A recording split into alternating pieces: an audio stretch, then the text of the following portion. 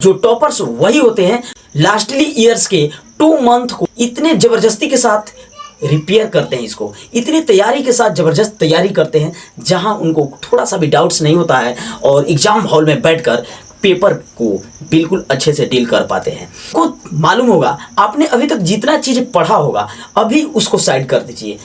क्यों? और जितने टाइम को आपने बाउंड में करके आप पढ़ाई कर रहे होंगे उसको अभी साइड में कर दीजिए केवल 5 मिनट के लिए। पहला नंबर जो मैं स्ट्रैटेजी बताऊंगा आपको फॉलो करना होगा।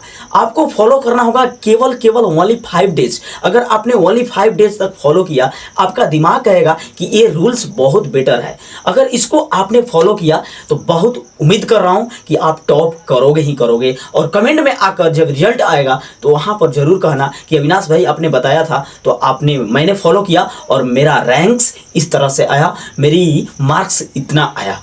जरूर कहोगे, ये मेरा बिलीव है क्योंकि मैंने जितने को गाइड किया है अभी तक, जितने स्टूडेंट्स को गाइड किया है आज तक उसने 60 अंडर में लाना सोचा ही नहीं था, लेकिन उसने क्या किया 80 प्लस 95 प्लस मार्क्स लाकर हमको दिखाया। आपका भी सवाल यही हो रहा है कि क्लास 10th में टॉप कैसे करें।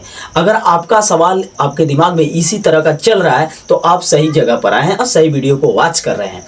क्लास 10th में टॉप कैसे की जाती है, ये सीक्रेट क्या होता है, मैं इस वीडियो में आपको बताने वाला हूँ। वीडियो में थम कर लास्ट तक बनकर देखते रहिएगा, एकदम बिल्कुल आपके माइंड के पिटेरा को खोल कर रख दूंगा। मैं आपका दोस्त साथी अविनाश आज आपका तहे दिल से हार्दिक अभिनंदन और स्वागत करता हूं अपने YouTube चैनल अभी स्टडी 2.0 में। कि टॉप करने का सीक्रेट क्या है? टॉप करने का मात्र यही सीक्रेट है कि आपको 2 महीने को एक प्लानिंग के साथ एक रूल में एक डिसिप्लिन में बांधना होगा। सबसे पहले है कि मैंने यहाँ 4 चैप्टर में डिवाइड किया हूँ। एक ही दिन को 4 चैप्टर में डिवाइड दिया हूँ।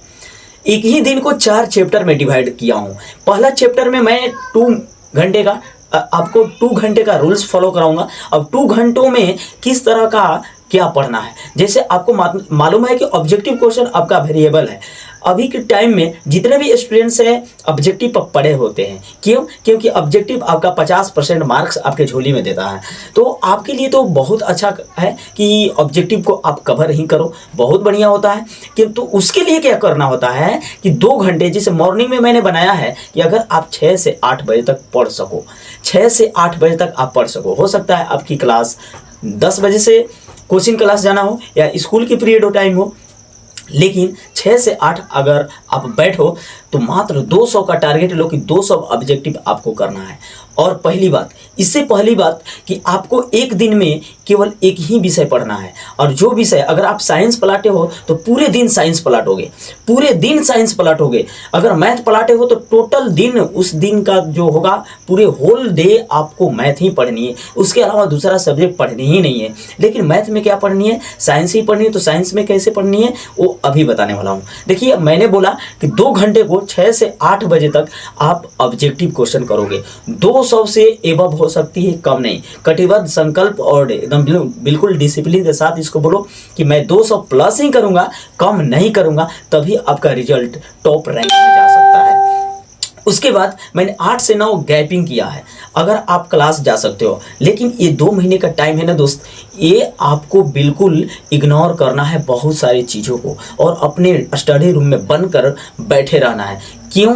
अगर आप 8 से 10 पढ़ते हो तो 8 से 10 में आपको क्या करनी है, 2 घंटे का 200 ऑब्जेक्टिव क्वेश्चन निकालनी है। उसके बाद 10 से 11 आपका ब्रेक है। 11 से 1 बजे तक ऐसे क्वेश्चन को पिकअप करना है। आप बुक पलट लीजिए, आप बुक में कॉन्सेप्ट देखिए, बहुत सारे पॉइंट्स होते हैं बुक में दिए गए रहते हैं, उस पॉइंट्स को हाईलाइट करके उसको अपने करीब 10 पॉइंट्स को चूज कीजिए और 10 पॉइंट्स पर फोकस लगाइए उस 2 घंटे के अंदर। क्यों ना एक ही चैप्टर में आपका पूरा दिन बीत जाए, लेकिन एक चैप्टर को पूरा उंगलियां कबाड़ देनी है, छोड़ना नहीं है। उसके अलावा 1 बजे तक 1 से 2 आपका ब्रेक है। 2 से 4 बजे तक आपको क्या करना है, रिटेन करनी है। अधिक से अधिक क्वेश्चन का आंसर को डील करना है अपनी भाषा में, किसी दूसरी की भाषा नहीं। चाहे वो आपका क्या हो, बुक का हो या आपका हो सकता है कोई भी क्वेश्चन बैंक हो सकता है, या प्रीवियस ईयर का क्वेश्चन पेपर उठाकर उसको करीब 25 से 30 क्वेश्चन को रिटेन करनी है, लिखने का प्रैक्टिस करनी है, अधिक से अधिक क्वेश्चन को डील करना अपने छोटे छोटे शब्दों में, अपने छोटे छोटे वाक्य में, अपने इन्वायरमेंट में चलते हुए शब्द को उसमें उझल कर उस कॉपी में पिरोना है, ताकि आपका मार्क्स आपकी स्किल को बता सके एग्जामिनर कि ये बंदा ने बहुत अच्छा से लिखा है, तो आपका झोली में मार्क्स अच्छे से देगा। उसके बाद आपको क्या करनी है, 4 से 5 6 आपका एक प्लेइंग का ये टाइम है, खेल सकते हैं, वॉकिंग कर सकते हैं, प्रकृति के सौंदर्य को निखेर सकते हैं। आपको कैसा बनाया है, अपने आप को प्रकृति के तरफ न्यौछावर कर दीजिए केवल 1.5-2 घंटे के लिए, जिससे आपका माइंड जो है बिल्कुल फ्रेश हो। उसके बाद जैसे ही आप घर पर आएँ अपने स्टडी रूम में 6 से 8 बजे तक पुनः 2 घंटे का जितने आपने 6 घंटे में पढ़ा, मॉर्निंग में 8 से 10, फिर 11 से 1 और फिर 2 से 4 जितने भी पढ़ा है उसको रिवीजन करना आपका सबसे पहला ड्यूटी होता है। अगर आपने रिवीजन नहीं किया तो समझो कि आपकी पढ़ी हुई सारा का सारा माटी में मिल जाएगा। इसलिए आपको रिवीजन बहुत ज़रूरी है। तो उसके लिए क्या करनी है, 6 से 8 इस टाइम को गोल्डन टाइम बना देना। क्यों? क्योंकि आपका रिवीजन का टाइम है। टॉप वही करता है जो रिवीजन करना जानता है, टॉप वो नहीं करता जो अगले क्वेश्चन का नेक्स्ट और तैयारी करता है, बार बार नए चीज़ सीखने के लिए तैयारी करता है बुक से, जबकि वो समय चला गया है। दोस्त, ये 2 महीने में वो चीज़ आपके अंदर जानी चाहिए जो ऑलरेडी रिवीजन से प्राप्त हो।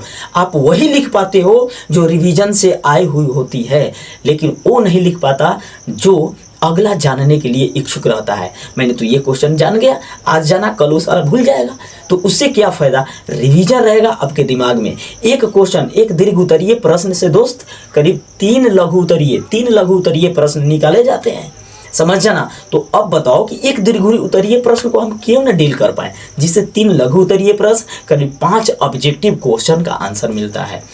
इस तरह से इस स्ट्रैटेजी को अगर आपने इस 2 महीने में किया तो टॉप आने से कोई रोक नहीं सकता है। अगर कहीं डाउट लगे, कोई भी संदेह हो, कोई भी प्रॉब्लम हो तो आप कमेंट में बता सकते हैं। चैनल पर नए होंगे तो सब्सक्राइब कीजिएगा, अच्छा लगा तो लाइक जरूर कीजिएगा। मिलूंगा किसी एक नए वीडियो के साथ। जय हिंद।